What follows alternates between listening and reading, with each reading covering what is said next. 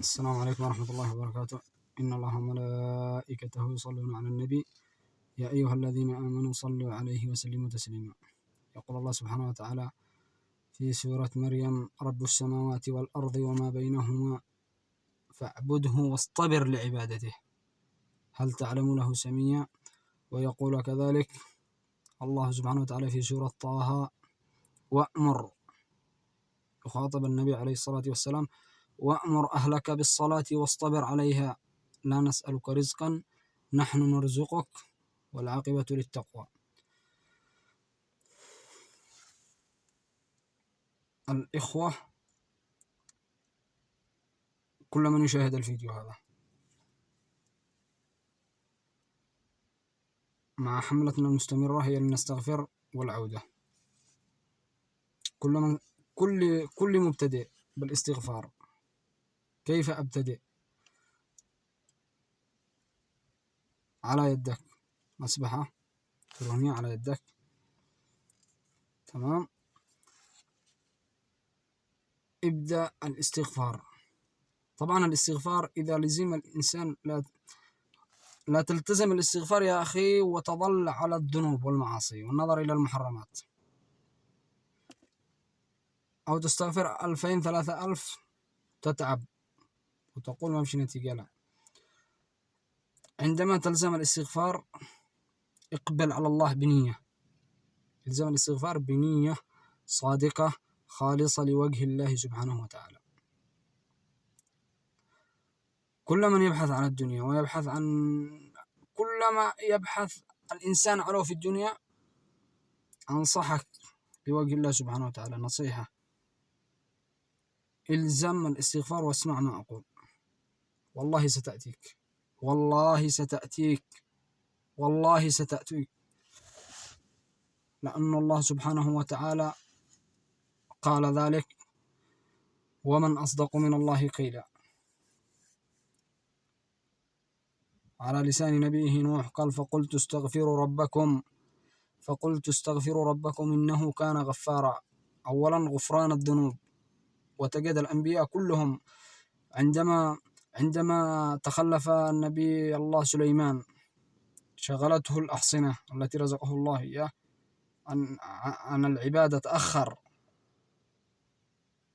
ايش عمل سليمان؟ رجع أنهي جميع الأحصنة التي أعطاه الله، أخرته عن عبادة واحدة. كم نتأخر نحن بالعبادات؟ فابتلاه الله بالابتلاء الثاني عندما ألقي على كرسيه جسد. هنا ايش عمل سليمان؟ قال: رب اغفر لي وهب لي ملكا لا ينبغي لأحد بعدي. ضحى بالأحصنة من أجل الله سبحانه وتعالى فأعطاه الله الريح. هذه هي التجارة مع الله. من يريد التجارة، هذه هي التجارة. قلنا لكم اقبل على الله سبحانه وتعالى، مسبحة إلكترونية. كلنا كنا نظن عندما نسمع الناس تقول أنا استغفرت 20,000، واحد يقول استغفرت 30,000، والوالد محمد حجازي يقول استغفر 30,000. كنا نشوفها من نظرة كثير الاستغفار. طبعا قبل ما أشاهد فيديوهات محمد حجازي كنت ملازم الاستغفار بحدود 7-8 ألف في اليوم.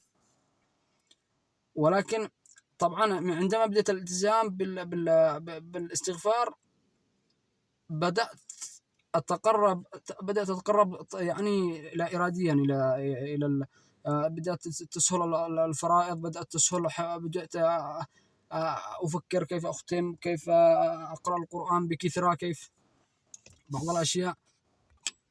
ولذلك هذه النصيحة لكل مستغفر جديد: اقبل على الله يا أخي أختي إخواني جميعا، كل من يشاهد، اقبل على الله سبحانه وتعالى، انوي نية صادقة مخلصا لوجه الله، واجعل همك الآخرة.